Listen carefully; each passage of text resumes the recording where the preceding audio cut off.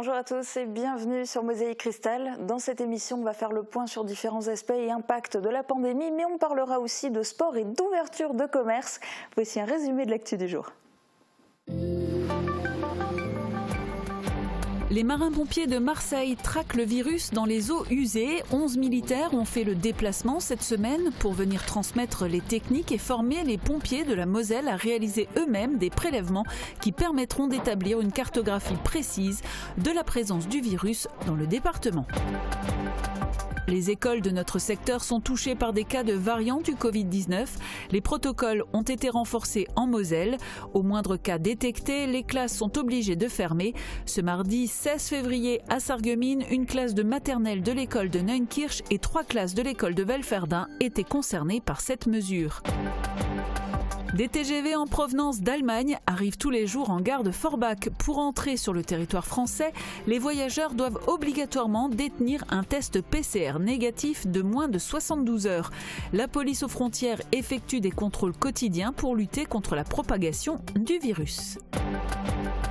Des bénévoles de l'association Nous prenons pour redonner de Hambach donnent des cours de français aux personnes étrangères qui vivent dans la localité. Ces séances ont été mises en place il y a 1 an. Elles sont gratuites et permettent aux participants de progresser en créant des liens sociaux. Bionat & Co a ouvert ses portes à Sarralbe le 15 décembre dernier en pleine crise sanitaire. La gérante, Nathalie Langenfeld, a décidé de faire une reconversion professionnelle et a repris une boutique dédiée à la vente de compléments alimentaires bio. Elle a ajouté une partie épicerie et propose aussi des fruits et légumes frais de 2 maraîchers du secteur. Depuis les annonces faites par le Premier ministre le 14 janvier dernier, toutes les activités scolaires et extrascolaires en intérieur sont suspendues. Alors cela concerne surtout le sport. Du coup, les professeurs d'éducation physique et sportive doivent redoubler d'imagination pour préparer leurs cours. La solution la plus simple est souvent la marche ou la course. Qu'en est-il de la natation ? Marie-Morgane Lorenz et David Aurès ont passé la matinée au centre nautique communautaire de Sarreguemines. Bonjour David, dis-nous quelle est la situation ? Bonjour Julia, malheureusement la piscine n'échappe pas à la règle. Pour l'instant, pas d'activité scolaire ou extrascolaire dans l'eau. Après les annonces du Premier ministre, le centre nautique de Sarreguemines et la piscine de Sarralbe ont fermé leurs portes. C'était le 17 janvier, une fermeture prévue pour au moins 2 semaines. Après avoir consulté le décret du 15 janvier, la Casque, qui est gestionnaire des 2 sites, a décidé de rouvrir les portes du centre nautique de Sarreguemines. La piscine a rouvert mercredi dernier, le 10 février. Il ne s'agit évidemment pas d'une ouverture au grand public. Elle concerne uniquement le public adulte, dit prioritaire. On en parlera plus en détail dans le reportage tourné ce matin. Pour l'instant, la piscine est accessible 3 jours dans la semaine. C'est peu, mais mieux que rien pour les personnes concernées. Pas d'ouverture en revanche du côté de Sarralbe. La piscine reste fermée à tous les publics. Merci David pour ces informations. Merci aussi à Marie-Morgane pour les images. On revient vers vous dans quelques minutes. On s'intéresse d'abord à la cause de tout cela, la Covid-19. L'hôpital Robert Pax a dévoilé ses chiffres hebdomadaires. 21 patients Covid sont actuellement hospitalisés à Sarreguemines, dont 5 en réanimation. Concernant la campagne de dépistage au sein de l'hôpital, sur 429 tests réalisés en janvier, 11 se sont avérés positifs. En décembre, les chiffres étaient plus élevés, mais les proportions sont les mêmes, avec 16 résultats positifs sur 632 tests. Mais l'analyse des variants n'était pas encore à l'ordre du jour. Elle se développe de plus en plus, avec même le renfort des marins-pompiers de Marseille. Ils ont effectué lundi les premiers tests des eaux usées en Moselle. 11 militaires ont rejoint les équipes de pompiers de Moselle depuis dimanche pour venir renforcer la stratégie du tester, alerter, protéger. Pendant 3 jours, ils vont réaliser des prélèvements dans les zones à risque du département, EHPAD, écoles, stations d'épuration. Objectif, traquer le virus sans relâche. Reportage d'Oriane Vallot. Depuis 1 an qu'ils traquent le virus, ces marins-pompiers de Marseille sont devenus des spécialistes en la matière. Alors le prélèvement dans les eaux usées de cette EHPAD de Metz est réalisé en à peine quelques minutes. Des échantillons qui vont être immédiatement envoyés par avion à Marseille pour être analysés. Objectif, établir une cartographie précise de la présence du virus dans le département. C'est Si on détecte, on teste massivement et dans ce lieu-là, parce qu'on sait que ce lieu-là, dans 6 jours, il va faire émerger des nouvelles contaminations. Donc c'est vraiment, on gagne du temps sur le Covid et le temps c'est vraiment très important. Hier matin, 9 stations d'épuration ont été prélevées en Moselle qui permettront de réaliser une analyse fine pour déterminer s'il y a présence de Covid, mais aussi des variants dans ces zones pour permettre de cibler des quartiers, voire même des immeubles. Un savoir-faire que les pompiers de Marseille sont venus transmettre à leurs collègues mosellans. On espère avoir pu transmettre une grosse partie de notre savoir-faire, qui est très simple, comme vous l'avez vu en fait. Le prélèvement en lui-même est très très simple. N'importe quel pompier est capable de le faire. Après, sur les analyses, on va former aussi nos collègues sapeurs-pompiers sur les analyses. Et quand on sera parti, ils pourront faire exactement la même chose que ce qu'on fait nous. Une chasse au virus qui va de pair avec une intensification de la vaccination. Plus de 36 000 en Moselle à ce jour. 30 000 doses supplémentaires sont en cours d'acheminement dans ce département, fortement touché par les variants. Et ces variants entraînent chaque jour de nombreuses fermetures de classes. À Sarreguemines, 2 écoles sont touchées pour le moment. On fait le point sur la situation avec Carole Didio, adjointe au maire en charge de la vie scolaire et du périscolaire. Aujourd'hui, je souhaite qu'on fasse un petit point sur la situation dans les écoles par rapport au Covid et notamment aux variants, puisque la Moselle est très touchée. Expliquez-nous, on en est où aujourd'hui ? Alors aujourd'hui, effectivement, nous rencontrons des cas de variants au niveau de 2 écoles en ville.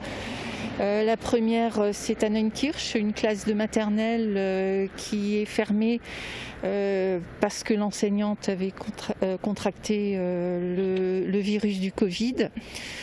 Et puis nous avons 3 classes à l'école de Welferdin, une classe de maternelle et 2 classes d'élémentaire. Alors une classe, ce sont les parents qui étaient positifs aux variants donc qui concernait 2 enfants, l'un en maternelle, l'autre à l'élémentaire. Donc ces classes ont été fermées. Et un 3e cas, c'est une élève qui a été détectée positive, classe d'élémentaire également. Donc nous avons 2 élémentaires fermés et une maternelle. Maintenant dans les autres écoles, jusqu'à présent, et on tient les pouces, ça se passe bien à ce jour. Voilà. On sait qu'en France, le protocole dans les écoles a été un petit peu allégé. Par contre, chez nous, c'est plutôt l'inverse. Il a été renforcé. Expliquez-nous. Alors oui, en Moselle, puisque nous sommes vraiment très touchés par les différents variants, notamment anglais et surtout sud-africains, puisque les variants que nous rencontrons dans les écoles sont des variants sud-africains. Et depuis la venue du ministre vendredi dernier, en fait, les protocoles n'ont pas du tout été allégés et renforcés au niveau des détections. Dès qu'il y a un cas de variant, l'école ou la classe est fermée. Alors on sait qu'au niveau du service scolaire à l'hôtel de ville, mais aussi de toute l'équipe pédagogique, c'est très difficile d'être réactif. Encore dernièrement, là, vous avez été face à un cas de force majeure, si on peut dire ça comme ça. Oui, effectivement, nous devons réagir très vite. Parfois, nous sommes prévenus relativement tard. Le meilleur exemple, c'est hier. À 10h30, l'école de Welferdin nous appelle pour nous signaler qu'un des enfants d'une classe fermée est positif aux variants. Malheureusement, cet enfant prenait le bus scolaire le matin pour venir à l'école, le bus du périscolaire entre midi. Donc nous avons dû être très réactifs parce que dès qu'il y a un cas positif dans le bus, tout le bus est mis en quarantaine. Enfin, tous les enfants qui fréquentaient ce bus ont été mis en quarantaine. Donc nous avons vraiment dû mettre tous nos moyens en développement pour prévenir les parents parce qu'on ne pouvait plus laisser ces enfants, surtout les maternelles qui n'ont pas de masque, aller au périscolaire. On n'a pas eu beaucoup de marge de manœuvre et donc nous avons organisé pour les maternelles qui n'ont pas de masque justement le déjeuner en classe le temps que les parents viennent chercher. Oui, ça pose d'autres problèmes, pas uniquement les fermetures de classe. Merci beaucoup. Et certains n'attendent pas qu'un variant soit détecté. Des classes ont été désertées après un appel de la FCPE incitant les parents à garder leur enfant à la maison cette semaine, juste avant les vacances. Qu'il s'agisse de vacances ou de voyages professionnels, il faut être en bonne santé pour voyager, du moins pour les ressortissants étrangers voulant entrer en France. Cela fait partie des nouvelles mesures du gouvernement pour lutter contre la propagation de la Covid-19. La présentation d'un test PCR négatif de moins de 72 heures est désormais obligatoire. En gare de Forbach, la police aux frontières effectue des contrôles dans les trains en provenance d'Allemagne. Reportage de Grégory Sebag.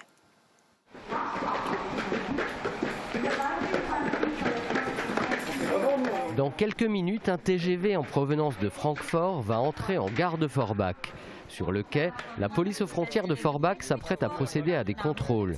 Carte d'identité, passeport, éventuel titre de séjour, les formalités habituelles auxquelles s'ajoutent depuis quelques jours les contrôles sanitaires. La particularité effectivement aujourd'hui, c'est que, et depuis la crise sanitaire, c'est que ces contrôles font également l'objet du contrôle du respect des obligations qui sont faites aux voyageurs pour entrer sur le territoire français. Covid test.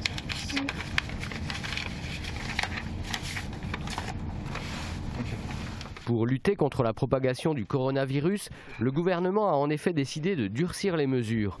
À l'exception des travailleurs frontaliers, l'entrée sur le territoire est désormais conditionnée à la présentation d'un test PCR négatif de moins de 72 heures. On constate habituellement quand même que l'information est bien passée et que les voyageurs qui entrent en France connaissent les obligations et savent qu'ils doivent présenter un test PCR négatif de moins de 72 heures. Si pour certains, alors parfois l'information n'a pas été très complète ou a été mal entendue, mal reçue, pensent qu'ils peuvent le faire encore à l'arrivée, comme ça a été le cas d'une voyageuse tout à l'heure, mais voilà, malheureusement, à l'heure actuelle, l'heure n'est plus à la tolérance. On s'assure du respect de ses obligations, du strict respect de ses obligations. Tous les jours, 4 TGV en provenance de l'Allemagne passent par la gare de Forbach et font l'objet de contrôles de la part de la police aux frontières.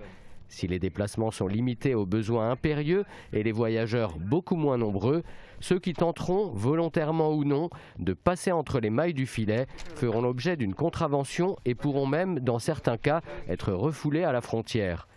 Dans ce train, 2 personnes ont été verbalisées. L'amende s'élève à 135 €.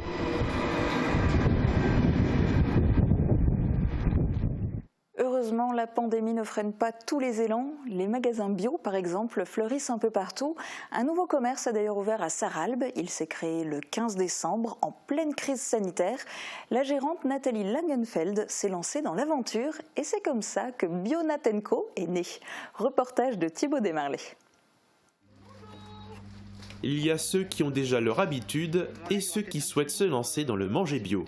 Des clients en profil très différents qui peuvent désormais s'arrêter dans la nouvelle boutique gérée par Nathalie Langenfeld. Elle a installé son commerce au pied de l'église Saint-Martin. C'est un tout nouvel environnement de travail pour cette ancienne contrôleuse de gestion. Le premier confinement, donc quand j'étais en télétravail, m'a beaucoup fait réfléchir. Ça fait quand même un petit moment, enfin quelques années maintenant que je consomme de manière éco-responsable en fait, où j'essaie de faire attention parce que j'aime beaucoup la planète, donc voilà. Une passion qu'elle décide de partager à travers cette reconversion. Elle a repris un fonds de commerce dédié à la vente de compléments alimentaires bio et a décidé d'y ajouter toute la partie épicerie et propose des fruits et légumes frais de 2 maraîchers du secteur. La crise sanitaire n'a pas réussi à empêcher le projet de se réaliser.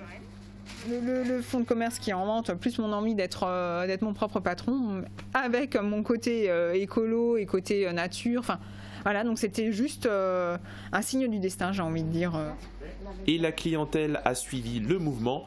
Les habitués de l'ancien magasin sont restés fidèles. Des nouveaux clients ont fait leur apparition à l'affût de chaque conseil qu'on leur donne. Côté produit, le vrac a du succès. Donc voilà, de venir avec son propre contenant aussi, pour éviter donc l'anti-gaspi déjà d'une, pour pas jeter, et de 2, en fait, pour pas polluer la planète, en fait, de venir avec son propre contenant et le remplir. Et Nathalie Langenfeld n'est pas en panne de projet. Elle a pour idée de faire des ateliers pédagogiques pour consommer tout en respectant l'environnement. Bonne route et bonne course. Dans un instant, il va y avoir du sport. On va retourner au centre nautique communautaire de Sarreguemines. Il sera aussi question de basket fauteuil. Et si vous êtes plutôt intéressé par les activités en plein air, voici les prévisions de Météo France pour demain. La météo vous est présentée par le Crédit Mutuel. Une banque qui appartient à ses clients, ça change tout. La rénovation de vos façades avec Modern Habitat allie esthétique et une résistance garantie à toutes les intempéries.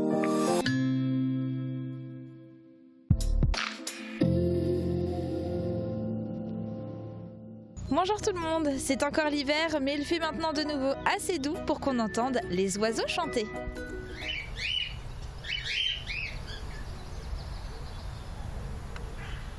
C'est un son qui nous avait manqué et qui est synonyme de bonnes nouvelles puisqu'il annonce l'arrivée des beaux jours. Et effectivement, ce week-end et la semaine prochaine s'annoncent bien ensoleillés avec des températures très douces pour la saison. Mais avant ça, il faudra encore composer avec les nuages pour les 2 prochains jours. La matinée de demain s'annonce pourtant agréable, mais dès le début de l'après-midi, des averses font leur apparition. Les nuages s'épaississent en soirée et il continue de pleuvoir. Côté température, les minimales restent fraîches avec -1 à 1 degré, mais elles remontent bien avec 10 à 13 degrés attendus au plus chaud. Demain, pensez à souhaiter une bonne fête aux Bernadettes et il fera jour de 7h34 à 17h56. Passez tous une belle journée en notre compagnie et à demain! Merci d'avoir suivi la météo avec le Crédit Mutuel. Une banque qui appartient à ses clients, ça change tout. Et si les créateurs italiens influençaient l'aménagement de votre maison? Cuisine, salle de bain, carrelage, Cesa au centre de la Rotonde à Sarreguemines vous propose un vaste choix et un excellent rapport qualité-prix. Chez AVS Santé, nous favorisons le maintien à domicile à travers 3 domaines d'activité. Le transport, l'aide à domicile, la distribution et l'installation de matériel médical. Nous sommes à votre écoute et vous proposons les meilleures solutions. Acteur majeur de la santé et l'aide à la personne en Moselle-Est, nous sommes présents à Sarreguemines, Beach et Morsbach. AVS Santé, notre métier, vous accompagner.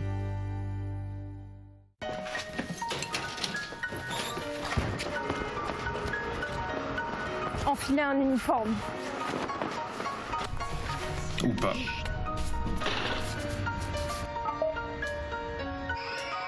Courir dans tous les sens. Ou rester immobile. Faire des gestes maîtrisés. Ou un peu moins maîtrisé. Se coucher tard. Se lever tôt. Savoir viser. Très bien visé. Fermer plus tôt. Ouvrir plus grand. Porter un masque. Vraiment le porter. En restant chacun mobilisé, nous serons plus forts ensemble.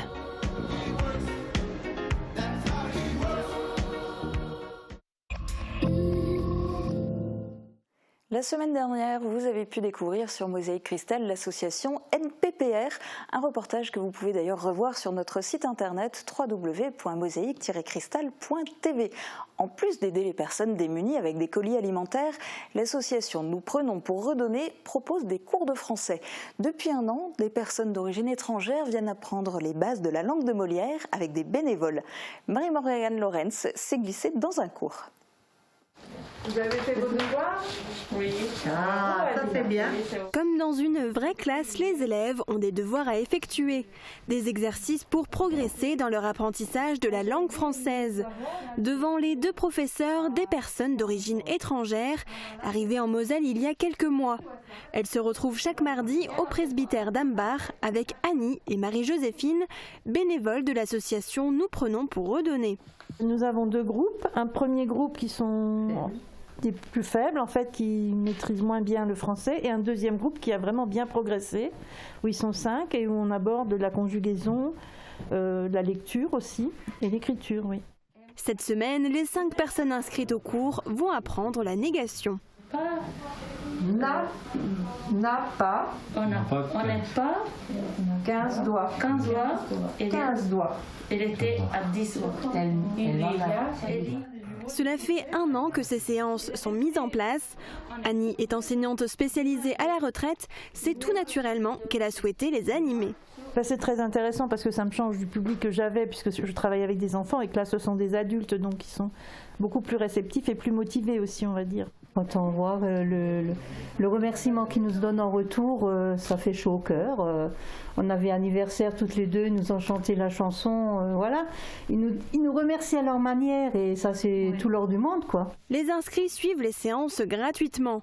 Au fur et à mesure des semaines, ils élargissent leur vocabulaire. Ces rendez-vous leur permettent aussi de créer des liens sociaux. Du papier. Non. Mais l'histoire ne dit pas s'ils ont tous déjà appris le mot piscine. En tout cas, c'est un mot qui n'est pas tombé dans l'oreille d'un sourd lorsque la Casques a annoncé la réouverture du centre nautique communautaire de Sarreguemines au public prioritaire. Ils étaient plusieurs à en profiter.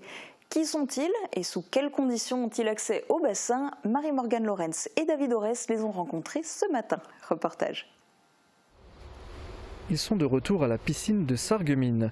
Ils, c'est le public prioritaire. Des adultes qui respectent certaines conditions établies dans le décret du 15 janvier, comme Patricia, venue faire quelques longueurs. J'ai une ALD qui est liée à une maladie articulaire ankylosante. Donc il faut que je nage pour ne pas devenir être totalement rouillé, on va dire. Il a simplement fallu que mon médecin précise que j'ai une ALD, puisqu'on ne peut plus y aller avec un simple certificat médical.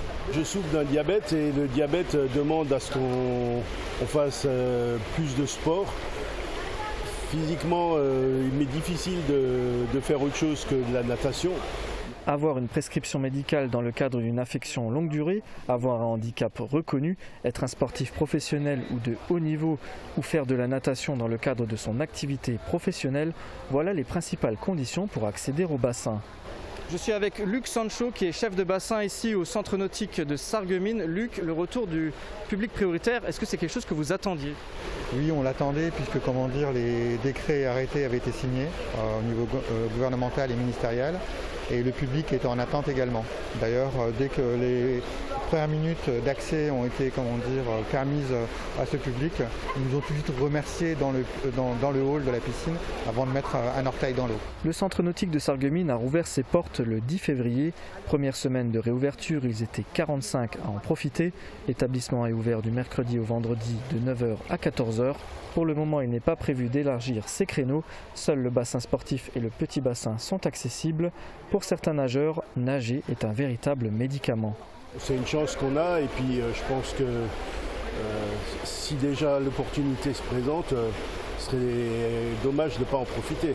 On a toute la distanciation qui est mise en place pour qu'on puisse évoluer correctement. C'est un privilège, mais pour une fois, une ALD, ça me sert à quelque chose, parce que le reste du temps, c'est juste pour avoir mal. Pour les personnes les plus fragiles, le centre nautique reste inaccessible, même si elles ont une prescription médicale. Les personnes présentant des troubles respiratoires ou digestifs ne sont pas non plus admises. La Casques suit les recommandations du Haut Conseil de santé publique. Pour le grand public et les scolaires, il faut encore s'armer de patience avant de refaire trempette. À vous les studios. Un très bref retour au studio avant de retourner à la piscine pour en savoir plus. Comment cette première étape de réouverture est-elle perçue par le personnel de l'établissement? Eh bien, David s'est entretenu avec le directeur du centre nautique communautaire, Raphaël Appel. On regarde son interview. Raphaël, bonjour. Bonjour.